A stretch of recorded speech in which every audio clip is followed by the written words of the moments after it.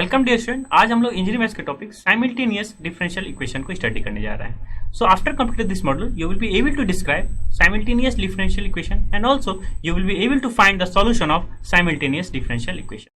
सो अगर examination point of view की बात करें तो बहुत ही इंपॉर्टेंट टॉपिक है। हमेशा एक क्वेश्चन जो है साइमल्टेनियस डिफरेंशियल इक्वेशन के सॉल्यूशन से पूछा जाता है। यहाँ पे हम लोग क्या देख रहे हैं, एक simultaneous differential equation. That means एक ऐसा डिफरेंशियल इक्वेशन आपको x जो है इन टर्म्स ऑफ क्या हो, t में हो, डिफरेंशिएशन के फॉर्म में, और साथ ही साथ एक और डिफरेंशियल इक्वेशन हो y, वो भी डिफरेंशियल इक्वेशन किस फॉर्म में हो, y dy/dt के फॉर्म में हो, मींस dx/dt हो और साथ ही साथ क्या हो, dy/dt हो। तो x और y क्या हो गया आपके पास, डिपेंडेंट वेरिएबल हो गया।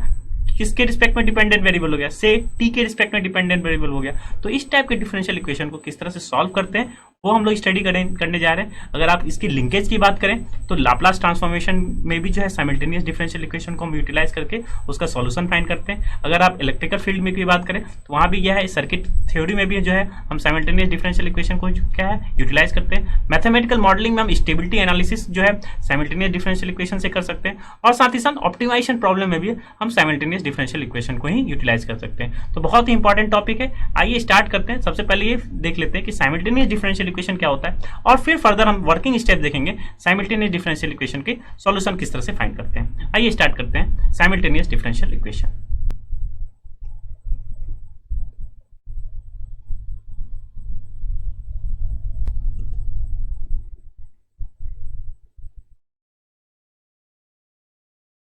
सो what is simultaneous differential equation.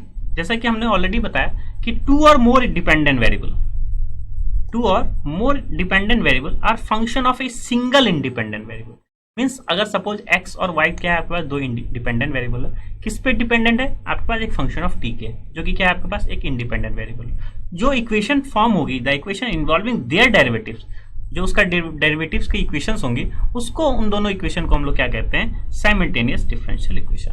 That means x अगर फंक्शन ऑफ t का है, y भी क्या है, फंक्शन ऑफ t का है। यहां x और y क्या है, डिपेंडेंट वेरिएबल,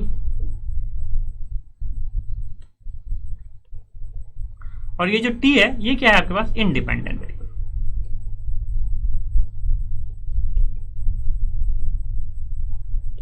तो इन दोनों में x और t में एक डिफरेंशियल इक्वेशन हो और y और t में एक डिफरेंशियल इक्वेशन हो, तो इन दोनों डिफरेंशियल इक्वेशन को हम लोग क्या कहते हैं, साइमल्टेनियस डिफरेंशियल इक्वेशन कहते हैं। आइए इसका एक एग्जांपल देख लेते हैं।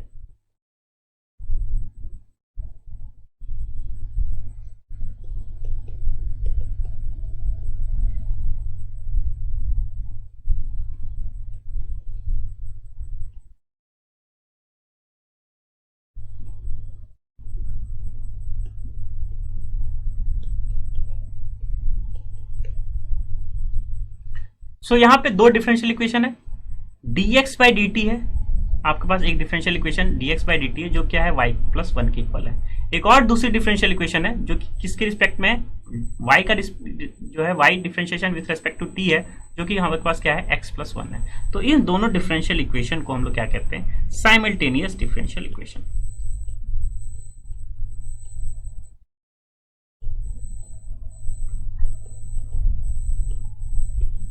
So x is also a function of t and y is also a function of t।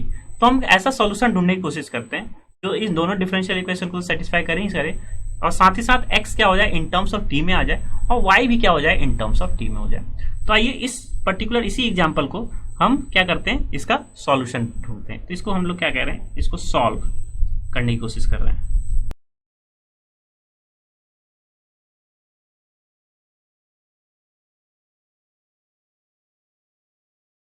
So now we have to solve this simultaneous differential equation dx/dt equals to y+1 dy/dt equals to।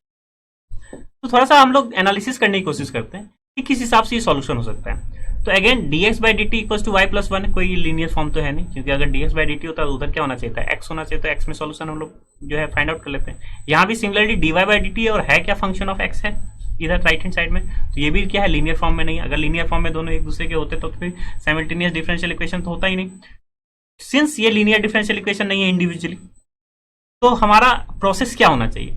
अच्छा, थोड़ा सा thinking करें हम लोग first equation को। This is our first equation and से this is our second. हम ऐसा काम करना चाहते हैं कि पूरी इक्वेशन या तो x के टर्म में हो जाए या पूरी इक्वेशन किस में टर्म में हो जाए, y के टर्म में हो। ये हो सकता हो सेकंड डेरिवेटिव हो, हायर डेरिवेटिव हो, लेकिन हम चाहते हैं कि सारा इक्वेशन x के ही फॉर्म में हो या सारा इक्वेशन y के ही फॉर्म में हो जाए। क्या कर सकते हैं, एक तरह से आप ये कोशिश मान के चलिए कि यहाँ पे हम क्या करना चाहते हैं, x को रिमूव करना चाहते हैं या y को रिमूव करना चाहते हैं गिवन पर्टिकुलर दूसरे इक्वेशन से। तो y को अगर हम रिमूव करना चाहते हैं, इस y को यहाँ से हम किस तरह से रिमूव करेंगे, क्योंकि यहाँ तो dy बाई डी टी है और यहाँ हमें y को रिमूव करना है, तो यहाँ तो dy बाई डी टी। क्या इस पर्टिकुलर फर्स्ट इक्वेशन को हमें dy बाई डी टी चाहिए, तो एक बार डिफ्रेंशिएट कर दें हम इसको, इस पर्टिकुलर इक्वेशन को हम एक बार डिफ्रेंशिएट कर दें अगेन, तो क्या dy बाई डी टी वहाँ डेवलप होगी और dy बाई डी टी किस में टर्म्स में लिख सकते हैं, x में लिख सकते हैं। तो ये एक हमारे पास क्या हो गया, एक प्रोसेस हो गया कि हमें क्या करना है, एलिमिनेशन करना है, y का एलिमिनेशन करना है और सारा इक्वेशन क्या हो जाए, x में हो जाए। या आप रिवर्सली भी सोच सकते कि x में ही सब सारा टर्म्स हम ले आए बाय यूजिंग, या क्या कर ले, यहाँ पे क्या कर ले, इसको डिफरेंशिएट कर लेते हैं विद रेस्पेक्ट टू t, तो यहाँ क्या हो जाता है, dx बाई dt हो जाता है। तो हम लोग क्या करने जा रहे हैं, इक्वेशन 1 को डिफरेंशिएट कर ले विथ रेस्पेक्ट टू t।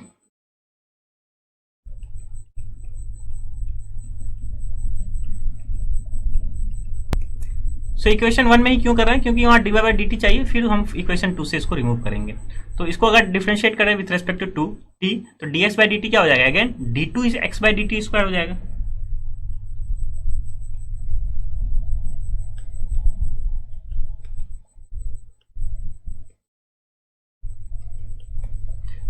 यही मीनिंग हुआ differentiate with respect to t का, यूजुअली मीनिंग क्या हो गया, यही हो गया। तो यहाँ क्या कर रहे हैं, d by d t d x by d t, that means क्या हो गया, ये d two x by d t square हो गया।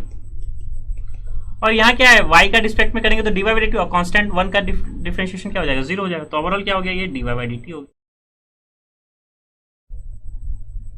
अब हमें क्या चाहिए, एलिमिनेट करना चाहते हैं d y by d t को और लाना क्या चाहते हैं, x प्लस 1। तो क्या इक्वेशन 2 से d y by d t को हम क्या लिख सकते हैं, x प्लस 1 लिख सकते हैं, सिंपल। इस पूरे टर्म को हम लोग क्या लिख रहे हैं, x प्लस 1। क्यों, क्योंकि since dy by d T is nothing but your x plus 1। अब इक्वेशन 2 को देख सकते हैं, इक्वेशन 2 क्या है, dy by d t equals to x plus 1। तो हमने क्या कर लिया, रिमूव कर लिया, और जो इक्वेशन आ गई हमारे पास वो क्या आ गई,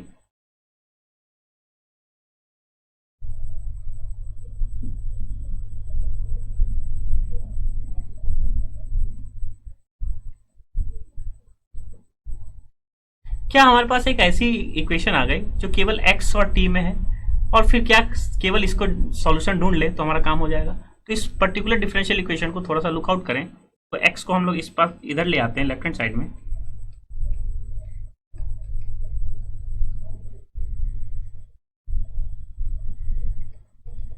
क्या इसको ऐसा लिख सकते हैं। और अगर हम लोग linear differential equation with constant coefficient की बात करें, तो इस पर्टिकुलर इक्वेशन को अगर डी फॉर्म में लिखना चाहें हम लोग, क्या इसको d2 माइनस 1 लिख सकते हैं। दैट मीन्स क्या है, d2x माइनस x। यहाँ पे आप कीप इन माइंड जो d है हमारा वो क्या है, d बाई डी टी, और d स्क्वायर जो है वो हमारा क्या हो जाएगा, d2 by d t square. This is linear differential equation with constant coefficient. इसका हम सॉल्यूशन जानते हैं, क्या करते हैं, कॉम्प्लीमेंट्री फंक्शन निकालते हैं, पर्टिकुलर इंटीग्रल निकालते हैं और सॉल्व कर लेते हैं। तो x की वैल्यू हम क्या किसके टर्म में आ जाएगी, t के टर्म में आ जाएगी। क्यों t के टर्म में आ जाएगी, क्योंकि d अब जो हमारा है वो d बाई डी टी है, और सॉल्यूशन किसका आएगा, x का आएगा। क्योंकि अगर आप रिकॉल करें, क्योंकि वहां जनरली क्या होता है, d2 जो भी फंक्शन ऑफ d होता है into y equals to some function, constant function या एक कोई sin x और cos x टाइप की फंक्शन होती है। यहाँ पे क्या है, d2 minus 1 x equals to 1। तो इसका कॉम्प्लीमेंट्री फंक्शन निकालेंगे सबसे पहले, और फिर क्या करेंगे, हम पर्टिकुलर इंटीग्रल निकालेंगे।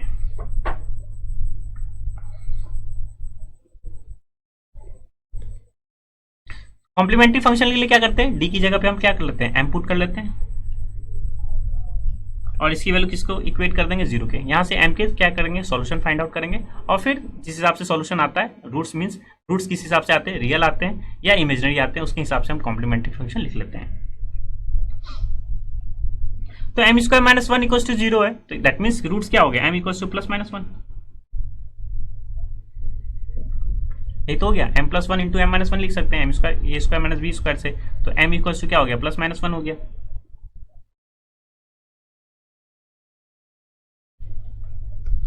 तो फैक्टर m+1 इंटू m-1 हो गया। तो ओवरऑल रूट्स क्या हो गए, +-1 हो गए। रूट्स क्या है, रियल है,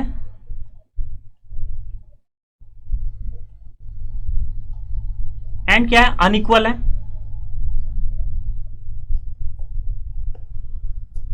तो इसका कॉम्प्लीमेंट्री फंक्शन क्या हो जाएगा,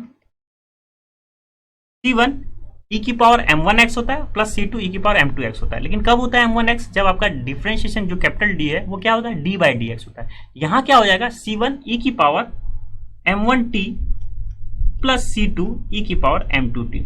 क्यों t, क्योंकि d आप क्या है आपके पास d/dt है, इसलिए यहां फंक्शन किसका होगा, t का हो जाएगा। तो m1 और m2 के वैल्यू क्या है, एक बार 1 है, एक बार क्या है, -1 है।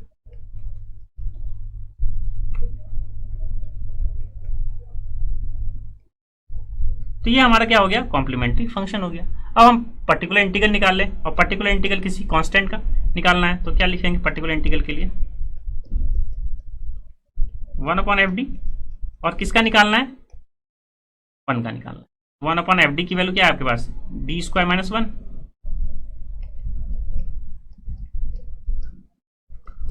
और 1 पे क्या करना है, इसको पर्टिकुलर इंटीग्रल निकालना है। तो 1 का हम लोग कांस्टेंट फंक्शन का पर्टिकुलर इंटीग्रल निकालते हैं किस तरह से, 1 को हम लोग क्या लिख सकते हैं, e की पावर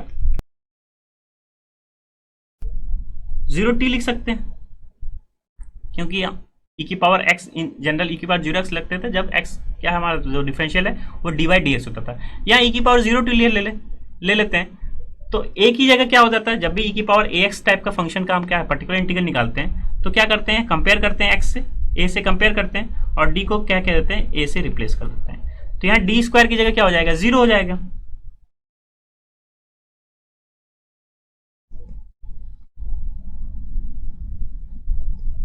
और e की पावर 0 अगेन 1, तो ओवरऑल क्या आ गया पर्टिकुलर इंटीग्रल, -1। बहुत इजी प्रॉब्लम था, कांस्टेंट वैल्यू था 1 था, 1 दैट मींस e की पावर 0t। तो हमने क्या किया, d को जगह a पुट कर दिया, a हमारा है क्या, 0, a हमारा क्या है, 0 है। कंपेयर करेंगे e की पावर x से e की पावर 0t को, तो a हमारा 0 हो गया। तो ओवरऑल पर्टिकुलर इंटीग्रल क्या हो गया, -1। तो इसका सॉल्यूशन जो होगा किस में होगा, सॉल्यूशन x में होगा। क्यों सॉल्यूशन x में होगा, क्योंकि इधर क्या है आपके पास x है, तो सॉल्यूशन किस में होगा, x में होगा, और इन टर्म्स ऑफ t में होगा। तो x इक्वल टू क्या लिख सकते हैं आप, complementary function plus particular integral. तो कॉम्प्लीमेंट्री फंक्शन हम निकाल चुके हैं, C1 e की power t plus C2 e की पावर -t, और particular integral is nothing but -1।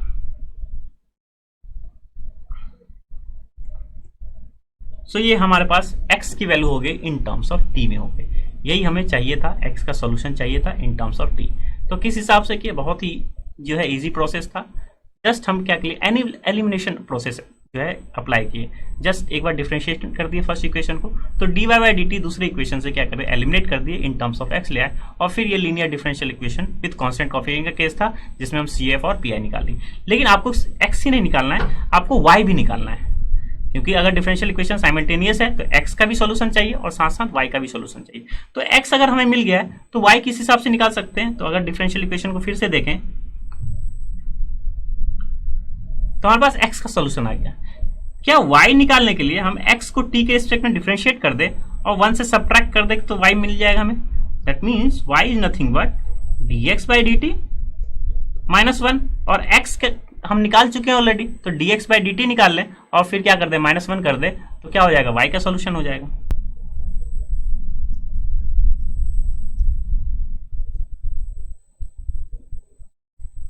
तो dx/dt इसका डिफरेंशिएशन करते जाएं तो C1 e की पावर t का e की पावर t होगा, प्लस C2 e की पावर -t का डिफरेंशिएशन क्या हो जाएगा, -C2 e की पावर -t, और 1 का डिफरेंशिएशन क्या हो जाएगा, 0 हो जाएगा। और अगेन यहाँ क्या है, -1 है, तो यहाँ क्या करेंगे, -1 करेंगे हम लोग। तो ये dx/dt की वैल्यू हमने यहाँ निकाल ली और फिर क्या किया, -1 से सब्ट्रैक्ट कर दिया। तो ओवरऑल आंसर क्या हो गया y का,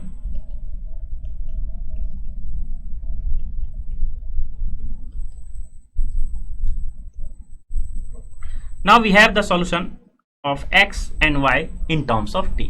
तो इसी तरह से हम जो है साइमल्टेनियस डिफरेंशियल इक्वेशन को सॉल्व करते हैं। बहुत ही आसान तरीका था। बस कीप इन माइंड क्यों आसान हो गया, क्योंकि हमारे पास एक एम था कि हमें y को क्या करना था, रिमूव करना था यूजिंग इक्वेशन 1। तो हमने क्या किया, डिफरेंशिएट किया again with respect to t। तो देखा क्या मिल गया हमें, dy/dt मिल गया, और dy/dt को हम क्या कर लिए, जो दूसरी वाली डिफरेंशियल इक्वेशन से उसको हमने क्या किया, रिमूव कर दिया, क्योंकि dx by d t y plus one था, dy बाई डी टी क्या था, x प्लस वन। तो इक्वेशन वन को जिस तरह से ही जैसे ही हमने डिफरेंशिएट किया विद रेस्पेक्ट टू y, तो हमारे पास क्या हो गया, dy बाई डी टी हो गया, और दूसरे इक्वेशन से dy बाई डी टी को हम इन टर्म्स ऑफ x में लिया है। तो आई होप हम क्या कर लेते हैं, x में जो है linear differential equation with constant coefficient बना लेते हैं, x के सॉल्यूशन निकाल लेते हैं, complementary function plus particular integral, और यहाँ कांस्टेंट फंक्शन था, कांस्टेंट फंक्शन का किस तरह से पर्टिकुलर इंटीग्रल निकाला जाता है ये आपको आइडिया हो गया होगा। और साथ ही साथ जो x की वैल्यू निकालने के बाद y की वैल्यू किस तरह से निकालते हैं ये भी आइडिया हो गया होगा। किसी भी डिफरेंशियल इक्वेशन को हमने dx by d T minus one के सम में इक्वेशन वन से हमने ये लिख लिया और फिर हमने y की सॉल्यूशन निकाली। Now let's have your knowledge check.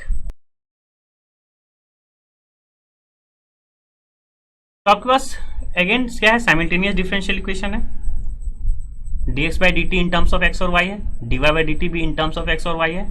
इसको हम लोग को क्या करना होगा, आपको सॉल्व करना होगा। सबसे पहले जो है हमें dy बाई डी टी को इन terms of 3x plus 2y में लिख सकते हैं ऊपर। तो सबसे पहले इसको क्या करेंगे, डिफरेंशिएट करेंगे, और फिर जहाँ dy बाई डी टी है उसकी जगह पे आप ये वैल्यू पुट कर दीजिएगा। तो सारा इक्वेशन आपको किस में लाना है, x में लाना है, और फिर x का आप क्या करेंगे, सॉल्यूशन फाइंड आउट करेंगे। आई होप इसको आप इजीली डन कर सकते हैं। Now coming to the next example, हम ऐसा एग्जांपल लेते हैं जिसमें हमें जो है कांस्टेंट की वैल्यू भी निकालनी पड़ेगी। एक साइमल्टेनियस डिफरेंशियल इक्वेशन लेते हैं और साथ ही साथ कुछ कंडीशन भी अप्लाई करते हैं साइमल्टेनियस डिफरेंशियल इक्वेशन। तो उसको हम लोग किस तरह से टैकल करते हैं उसको समझते हैं।